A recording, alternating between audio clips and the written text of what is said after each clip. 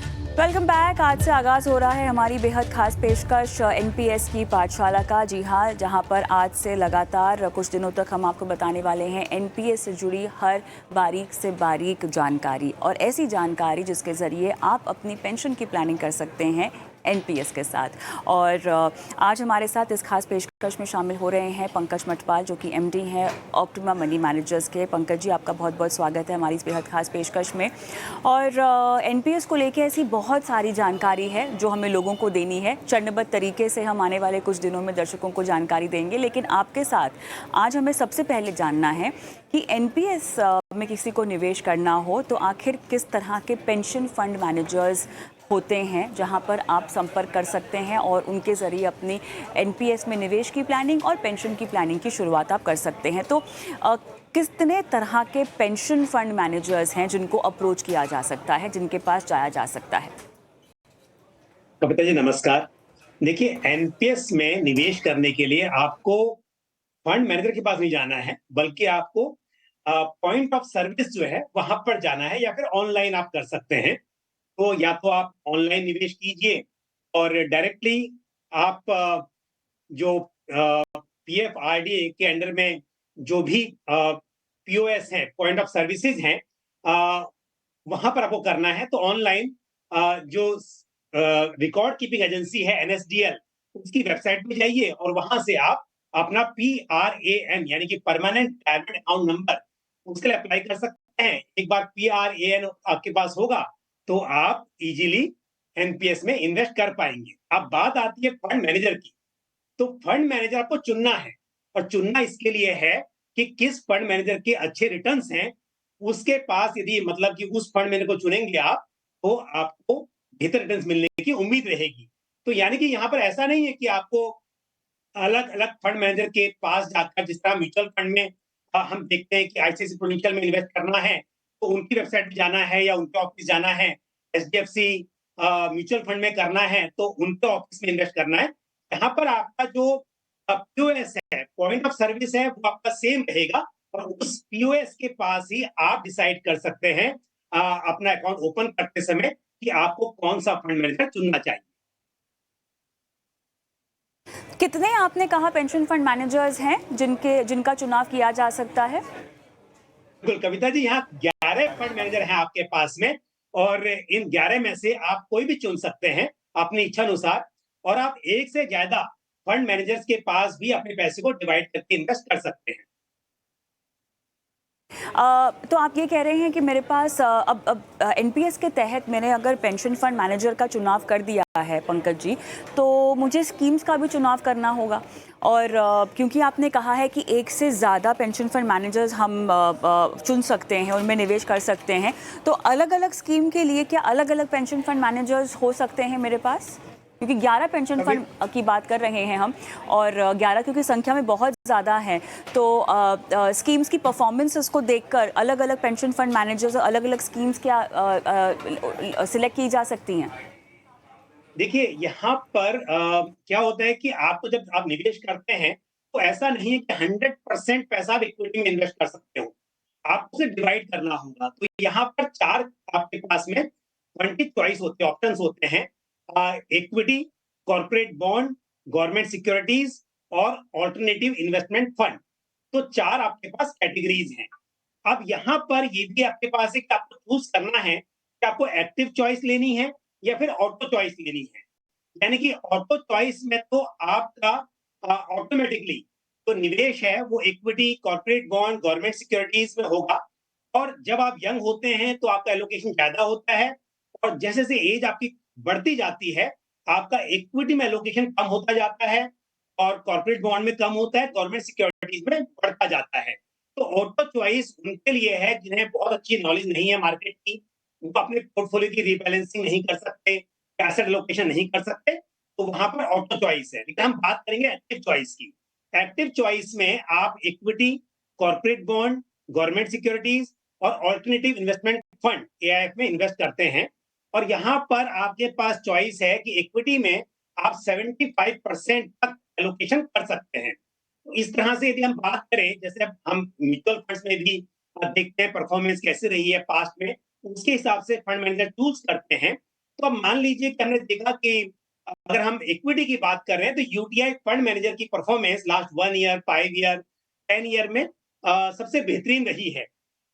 इसी तरह से यदि हम गवर्नमेंट सिक्योरिटीज में देखेंगे तो वहां पर दूसरे फंड मैनेजर्स हैं जिन्होंने बेहतर परफॉर्म किया। और इसी तरह से कॉर्पोरेट बॉन्ड्स की बात करेंगे तो वहां पर एसबीआई की परफॉर्मेंस मान लीजिए बेहतर रही। तो इस हिसाब से ओके। आप डिसाइड कर सकते हैं कि कौन जी। सा फंड मैनेजर आपको चुनना है। और उसके बाद ठीक है। कविता जी यहाँ पर ये भी हम्म। चॉइस है कि समय समय जी। पर बदलाव भी किया जा सकता है। यदि आपको लगता है कि आपने जो फंड मैनेजर चुना तो है वो उसकी परफॉर्मेंस पहले अच्छी थी तो पर ये अब सही नहीं परफॉर्मेंस चल पर, रही है, आपके तो पास पंकज ऑप्शन है। जी तो पंकज जी परफॉर्मेंस की अगर मैं बात करूं तो यहाँ पर क्या पोर्टफोलियो होता होगा अगर मैं इक्विटी के परफॉर्मेंस अगर हम फ्लैश भी करें पेंशन फंड मैनेजर्स की या पेंशन फंड्स की परफॉर्मेंस ई स्कीम ई में या इक्विटी स्कीम में, तो डिफरेंस जो हमें दिखाई दे रहा है, क्योंकि मेरे ख्याल से 1 साल, 3 साल, 5 साल और 10 साल का शायद हमने यहाँ पे ट्रैक रिकॉर्ड भी सिलेक्ट किया हुआ है। एक बार वो फ्लैश भी करेंगे स्क्रीन पे ताकि हम देख सकें कि इसकी परफॉर्मेंस कैसी है। किस तरह का पोर्टफोलियो होगा इन फंड मैनेजर्स का, ज़रा बताइएगा, क्योंकि इक्विटी में तो हमने ज़बरदस्त मुनाफा निवेशकों को कमाते हुए भी देखा हुआ है। एक बार ज़रा स्क्रीन पर लेकर आइएगा ज़रा वो डेटा, ताकि हम देख सकें कि किस तरह की परफॉर्मेंस है। इक्विटी पेंशन फंड्स की हम बात कर रहे हैं और जो हम डेटा की यहाँ पर बात कर रहे हैं, अगर हम एबीएसएल पेंशन फंड की बात करें तो लगभग 1 साल का जो इनका रिटर्न है वो आता हुआ दिखाई दे रहा है 33% के आसपास। एक्सिस यहाँ पे 34। तमाम पेंशन फंड्स ने 1 साल में तो बेहतरीन रिटर्न दिया है, लेकिन उसके बाद अगर हम 3 साल में जाएँ तो 16-17 की रेंज में फ़िलहाल टॉप 4 हमें दिखाई दे रहे हैं। क्या पोर्टफोलियो होगा इन लोगों का, इन पेंशन फंड्स का, जहां पर हमें 1 साल के अंदर इतने बढ़िया रिटर्न देखने को मिल रहे हैं? किस तरह की स्ट्रैटेजी होती है इनकी इक्विटी में? क्या ये multi cap, flexi cap strategies अपनाते हैं? स्टॉक पिकिंग अगर मैं एक नॉर्मल एक्टिव म्यूचुअल फंड से कंपेयर करना चाहूँ तो कैसा होगा पंकज जी? बिल्कुल। कविता जी देखिए अभी बात कर रही थी आप रिटर्न्स की, अगर आप देखेंगे तो लास्ट 1 ईयर में यूटीआई पेंशन फंड ने 39.16% का रिटर्न डिलीवर किया है।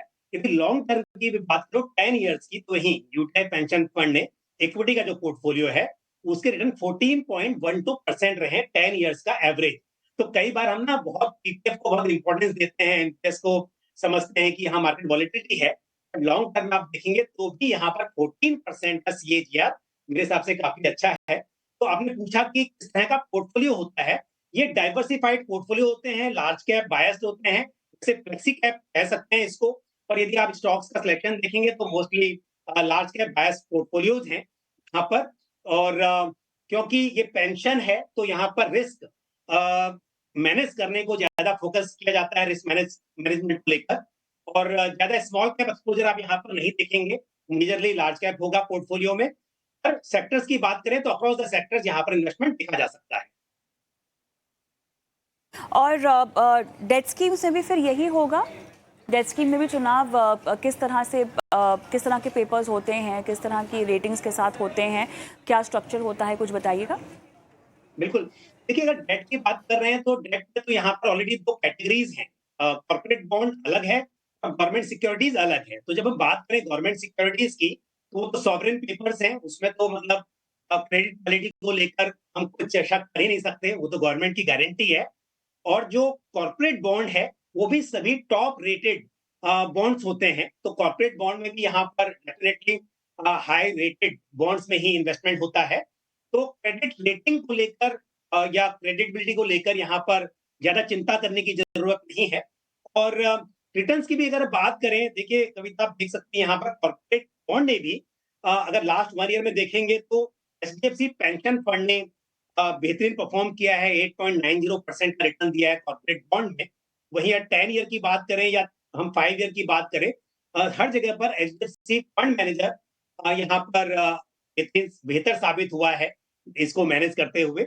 और गवर्नमेंट सिक्योरिटीज में अगर बात करें तो वहां पर लास्ट 1 ईयर में कोटक महिंद्रा पेंशन फंड ने 11% का रिटर्न डिलीवर किया है गवर्नमेंट सिक्योरिटीज में।